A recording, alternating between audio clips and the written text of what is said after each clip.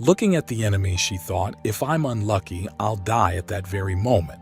And she activated her dice skill, using their ability on herself. As soon as she thought about it, Grid's voice was heard at the last moment, saying in displeasure, "Self-proclaimed proud knights attacking a girl is so terrible it's a shame." Seeing that Grid had come to her rescue, Ephemera breathed out a sigh of relief and said happily, "I thought you had abandoned me. You should have come a little earlier." Seeing Grid in front of him, one of the soldiers was surprised to hear that he was here, and the other guard replied, "Leo, the Eastern Star of the North has been defeated."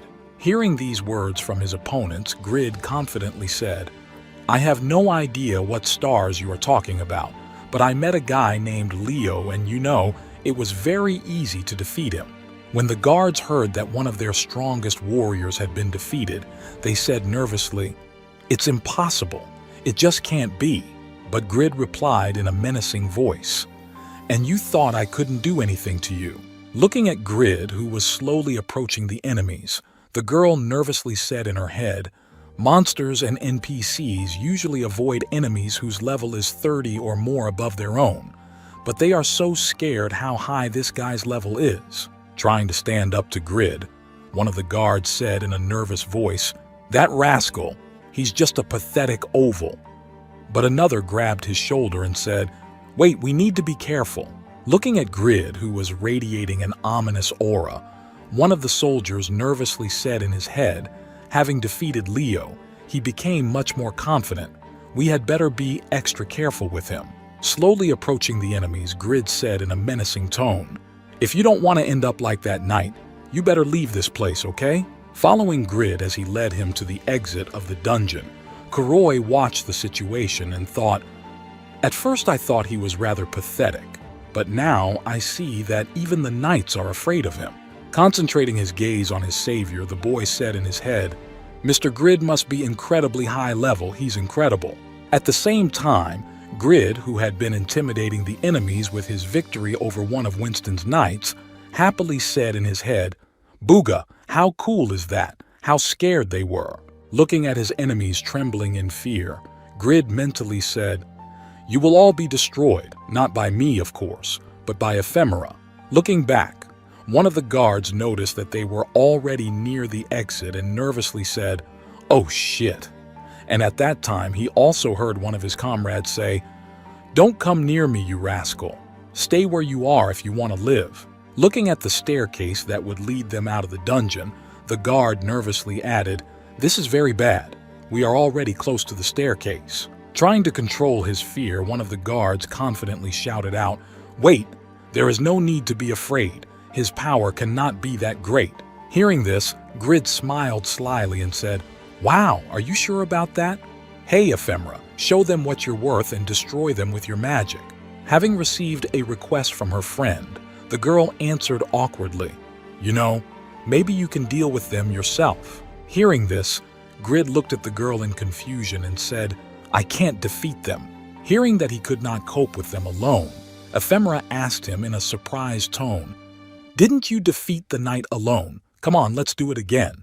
As soon as Grid heard the girl say that he had to do it alone, because he had defeated the knight once, he nervously replied, "No, not at all." And at that moment, a couple of guards had already rushed at the boy, shouting his name. Preparing to finish off the blacksmith who had threatened them, one of the guards pointed his sword at him and shouted, "How dare you ignore us? I will bring you to justice, you miserable criminal." Noticing that the enemy was about to overtake him, Grid nervously said in his head, "This is a disaster so fast. Are all these knights so unrealistically strong?" Gritting his teeth in fright, Grid nervously said in his head, "Oh shit, why did I ever start repeating my past mistakes and provoking them?" However, at the last moment, right in front of Grid, Kuroi jumped out and protected him with his body, preventing the sword from reaching its target.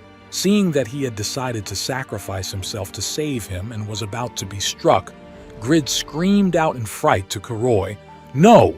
However, this was followed by a rather strange reaction. The guard dropped his sword and grabbed his hand and began to moan in pain. Noticing that the enemy was writhing in pain and Kuroi was not even moving, Grid said in surprise that everything was fine. But how did it happen? Hearing the question from his savior, Kuroi confidently replied that I was fine, no problems.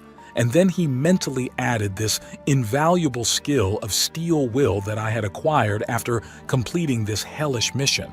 Seeing what had just happened, Ephemera exclaimed in surprise from behind Grid's back that how did he manage to block this attack with his body?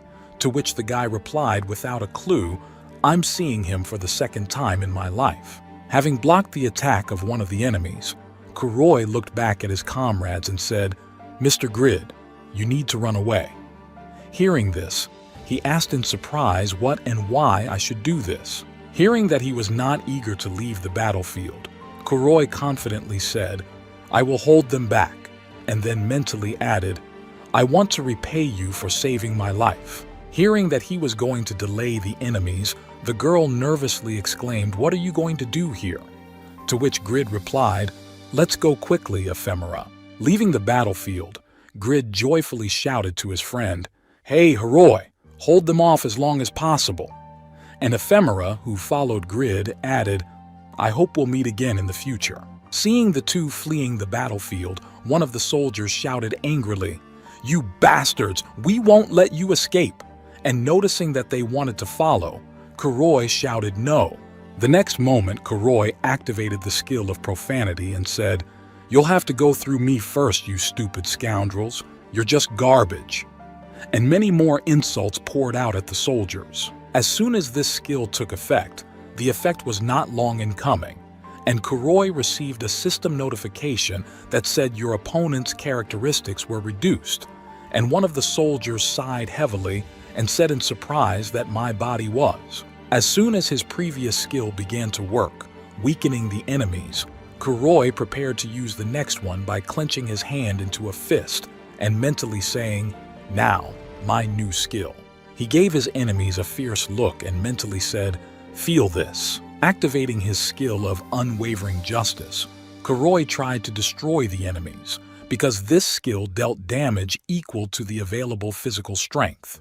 Preparing to be torn to pieces, one of the soldiers began to moan in pain when he suddenly felt that nothing had happened, and then he said in surprise that he did not understand. Seeing that nothing happened to the enemies, Kuroi spoke in a tired voice, as expected, a useless skill for a speaker like me. Looking at the enemy who had fallen down in front of them, one of the soldiers shouted angrily, You rascal, you've been bluffing all this time, so you've been bluffing. Immediately after, another guard shouted, Tie him up and take him into custody. While waiting for him to be tied up, Kuroi mentally said, Since the quest is over, I can safely exit the game and it looks like Lord Winston is definitely finished. Closing his eyes, the boy smiled with relief and said in his head, 50 hours are finally over. Now I can definitely rest. I did my best. Imagining in his mind his savior and his companion with whom he had wandered through the dungeon together to save him, the tired boy added in his mind, Mr. Grid, I wish you luck. After a while, Grid and the girl were able to go through all the floors of the dungeon without encountering guards and leave it. As soon as they were outside, Grid joyfully exclaimed, We're finally out of there. To which the girl angrily replied, Shut up, we're still in enemy territory. Looking out the door leading to the exit, the girl mentally said, We need to get out of the castle. If the knights who are downstairs contact the Lord's guards, we won't be able to do anything. Looking back to draw up a plan of action, she noticed that Grid was lying on the grass and happily saying, Boogaloo. The air was so soft and clean and everything was so green that she was very angry. Immediately afterwards, the girl approached Grid and said angrily, I told you to shut up and listen to me or you will die. Grid was frightened and said, I'm sorry, I understand. Gritting her teeth after telling the boy off, the girl said in her head seriously, Even in situations like this, he behaves like a child. It's annoying the way he talks to me, but his class is much better than mine. The next moment, Grid pointed his finger behind the girl's back and said nervously, Hey, those guys are our enemies. Hearing this, the girl turned her head and said, Who are you talking about? Seeing who was coming towards them, the girl screamed out in fright that the Lord's guards were in the same army of guards as the Lord himself, who shouted out menacingly, "Hey, criminals!" Arriving at the prison exit, Lord Winston, Baron Lowe, said in displeasure, "I can't believe all my knights were killed." "Being in a situation where the enemies have already noticed them," Grid said unhappily. "All because you heard it so loudly," the girl angrily replied, "but your mouth never closes." Looking at the pair of fugitives who escaped from the dungeon, Baron Lowe nervously thought, "If I let them escape, the locals will definitely report me to Count Stam. We can't let that happen." The Earl of Winston, holding out his hand in front of him, shouted menacingly and ordered his soldiers to stop these rebels. Looking at the army of enemies advancing on them, Grid nervously said, Ephemera, stop them. You can do it, can't you?" Looking at Grid asking for her help again, Ephemera gritted her teeth and said in her head, "He will seriously continue to pretend to be weak. Calmly, girl, calmly." Immediately after these thoughts, preparing to use the remaining skills she had left, she mentally said, "Since we are no longer in a confined space, I can." Activating her skill, the girl shouted out the fire tail of the Demon King, destroying the enemies. She mentally said to do whatever I want. With just one attack, the girl managed to destroy a huge number of enemies who were heading for them. In addition to the knights themselves, this attack also managed to hit Lord Winston with a shockwave, and he was knocked backwards after the explosion, groaning heavily and speaking so powerfully. Rising to his feet after being knocked down, Baron Lowe looked at the destroyed battlefield and said in amazement, "It's just impossible. All my guards were destroyed in just one blow." As a result of the destruction of all the enemies, Ephemera approached the Lord, who fell backwards and began to crawl. Slowly approaching him, she said unhappily, "I feel uncomfortable using all the skills I have accumulated, and all because of one guy who likes to bother people." Immediately after these words, the girl confidently said, "Thanks to you, I was able to throw out all my anger that had accumulated in me. Thank you, Baron Lowe." Immediately after these words, the girl looked at the lord of the city with a formidable look and said, "Now show us a good time before I ask to leave the castle." Looking at Ephemera, who went to ask Baron Grid himself about the way out of the castle, he nervously said in his head, "This woman is so terrifying, you shouldn't provoke her, but who made her so angry?" Following the Baron to the exit, he showed them the pair of rebels finally found themselves free, and Grid said happily, "We finally got out." As soon as Grid said this, he heard someone's voice coming from nearby and saying, "Great job." Looking at the source of the sound, the boy saw a very familiar figure. Looking at the man who greeted them and the crowd of mercenaries behind him, Grid wondered in his head if he was Rebbit from Merrow's company and what he was doing here. Seeing the subject of Baron Valmont in front of him, Baron Lowe joyfully exclaimed, running out from behind Grid's back, "Oh, Rebbit, I'm glad to see you. Thank you for coming to rescue me." Hearing these words from the nobleman who ran to Rebbit, Grid nervously said in his head, "Oh, right. I forgot that he worked for the Merrow company, damn. Is this the end?" At the same time, however, Ephemera, who had gone to Rebbit, said happily, "Oh, so they're the ones you called to help us. They look pretty strong." And Rebbit replied, "Yes, Miss Aaron." Concentrating his attention on Ephemera and Rebbit talking to each other, Grid nervously thought, "Ah, she's also working with Merrow. Wait, why did she save me? Is this a trap?" Opening his characteristic window to activate skills and distribute points for the confrontation, Grid nervously said in his head, "Shit, what the hell is going on?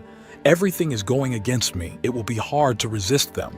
Looking at his titles that gave him additional characteristics, Grid mentally said, "My characteristics are quite high for this level. I have 4 titles with good bonuses." Looking at the mercenaries standing behind Rebbit, Grid thoughtfully said in his head, "There are 10 fighters there. The fact that their equipment is not very good is good." Immediately after that, turning his attention to the free characteristic points for the levels he had gained, Grid thought, "But I don't have any armor now. I have to spend my characteristic points on increasing my attack and defense." The next moment, after distributing the free stats, Grid received system notifications. "You have invested characteristic points in strength. Now you have strength. You have invested points in endurance. Now you have endurance points after that. The boy took his dagger and gripped it tightly in his hands. Gritting his teeth and preparing for the fight, Grid nervously said in his head, "Even if I can't win this battle, I have no other options." Despite the fact that Grid was nervous after increasing his characteristics, he did not even undermine the fact that he had become incredibly strong. The total number of characteristic points of players of the same level is equal, but Grid's total number was equal. And as soon as he equipped the perfect dagger, the guy became stronger than the level of players with the fighter class.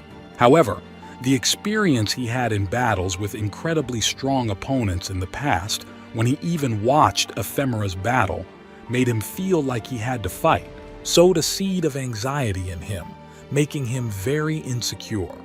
Holding the dagger in his hand, Grid was trembling with fear and mentally repeating, "Even if I die here."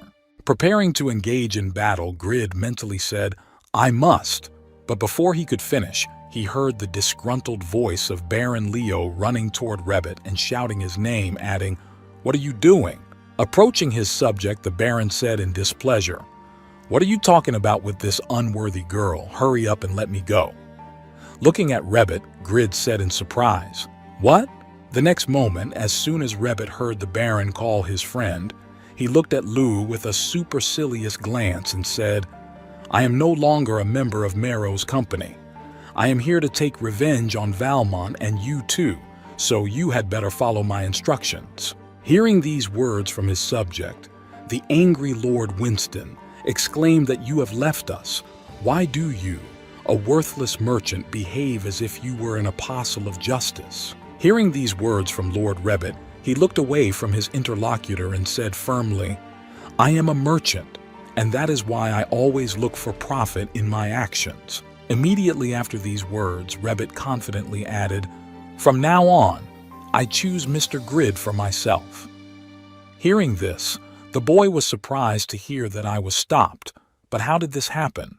Turning his gaze to Grid, Rebbit said happily, "With your skills, you can do incredible things, but you can't reach your full potential alone." Smiling happily, the merchant confidently added, "I'm asking you to join me, and together we can create a company that will be many times bigger than the current ones, and I'll put all my experience and skills at your disposal." Hearing this offer from Rebbit, Grid mentally said, "It turns out that he decided to save me because of this," he said, and then asked why you decided to rebel against the Lord and the company. Hearing the question of a potential gold mine, Rebbit confidently said all this because our cooperation will begin in Khan's Forge, a symbol of Winston. We need to destroy tyranny to gain the trust of the inhabitants. Standing behind Rebbit, a nervous Ephemera said, "Let's hurry up and get this done." To which he replied, "Don't worry, we'll do it ourselves." The next moment, Rebbit prepared to complete all his affairs and said, "I will give you the details after I deal with the company. I promise I will make you the richest man in the world." Immediately after these words, Ephemera happily added before saying goodbye, "I hope you haven't forgotten about my order for a bullet with a unique rating." Hearing the girl's request, Grid replied, "No, of course I remember, but you need to find the materials and the production method for it very much." Hearing this, Grid smiled slyly and confidently answered, "Because I always keep my promises," and then said in his head, "I will have a production method for free, thank you." Hearing that he would keep his promise, the girl waved goodbye and said happily, "I'll let you know when I find something worthwhile." Looking back and smiling sweetly, the girl added, "It was a lot of fun, and I'll see you soon." Looking at the trail of Rebbit Ephemera and the crowd of mercenaries, Grid said in his head, "Ugh, is it finally over? I'm so tired, it's time to go." As he walked out of the game, the boy happily said in his head, "I have managed to find a gold mine of owning a small or medium-sized company." Clenching his fist after a small victory, Grid happily said in his head, "Well, the time has finally come. Soon I will be rich." Walking further down the path, Rebbit looked back at Ephemera and said in surprise, "It looked like Grid was afraid of you. Something happened inside or something." Hearing the question from her friend, the girl waved off his guesses and said, "He's not afraid of me. He just likes to play dumb." Immediately after that, the girl added that this guy had enough strength to defeat one of the Lord's knights in a fair fight, and Rebbit was surprised to hear that he was even stronger than the knight. Immediately afterwards, Rebbit nervously added, "But a blacksmith can't be that strong." And before he could finish, the realization of the situation finally dawned on him. Recalling the legendary blacksmith who had existed before, Rebbit said in surprise in his head, "Pagma is the one who fits all the requirements." Recalling the same Grid about whom he was now dialoguing with Ephemera, Rebbit thought to himself, "My God, if we take into account his blacksmithing skills and strength, he is a descendant of Pagma." Immediately after these thoughts, the man lowered his head and smiled happily, and continued his train of thought. "I never thought that I would meet the work of a descendant of the legendary blacksmith, and now creating a large company does not seem like just a dream." However, fate did not allow Rebbit's ideas to develop in an ideal way and come to life. Marrow's company experienced the effects of Ephemera and Rebbit, after which the actions of the company and the Lord became known to Count Stein. After that, Baron Valmont and Lord Lowe were sent to the fort to serve their sentences for their crimes. When the two criminals were brought to the fort, they were immediately executed by order of Earl Stein. During these events, Rebbit himself was also sent to prison for 10 years. He could not have foreseen that Earl Stein would be such a harsh man and would not forgive anyone from the company.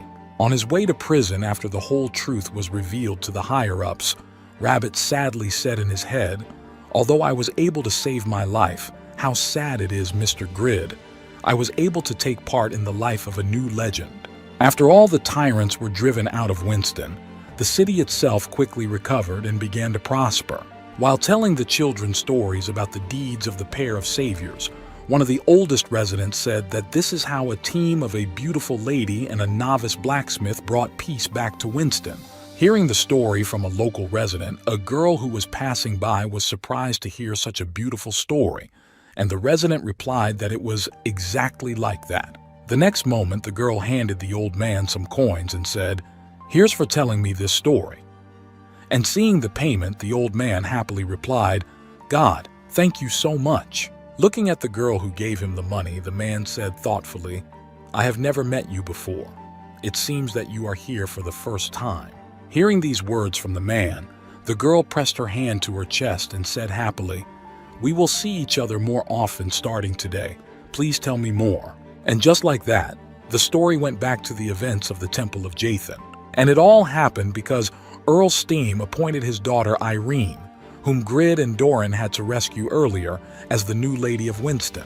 After a while, all the TV channels started broadcasting breaking news in which the anchor happily announced the urgent news for all Satisfy users. The world's first second class in Satisfy appeared. Meanwhile, in the United States, trying to find out the details of the situation, the manager reported to his superiors after unsuccessful negotiations. SA Group informed him that they would not disclose information about the second class.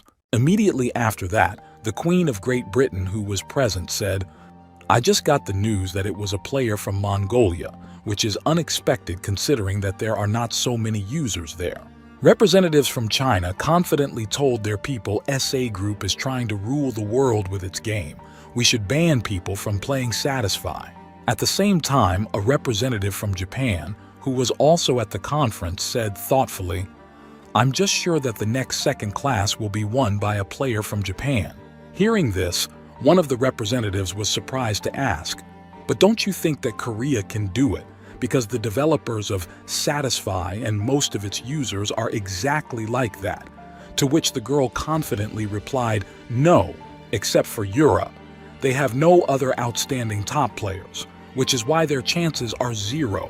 After listening to all the opinions and predictions of his colleagues, the representative from Korea said that with the second class, the number of weapons available for research increases, as well as skills and characteristics. Watching the news on TV, Grid, who was sitting with two others at a bowl of food with his hand on his head, listened to them say that you get 2 extra characteristic points with each new level. Hearing this, Grid said thoughtfully, 2 extra points means that the one who got the second class is incredibly lucky. The next moment, Grid confidently said it was time to stop going to work. Having made a firm decision at the next family meeting, Grid announced it at the evening table, and upon hearing this, his father angrily exclaimed, "You're going to be idle all day again." Immediately after his father's angry words, his younger sister added with a disgruntled cackle, "How can you be so selfish at your age? You are my brother, but I think you are pathetic." The next moment, the mother also had her say, saying, "You still have debts, just don't tell me you decided to take part in some kind of pyramid scheme."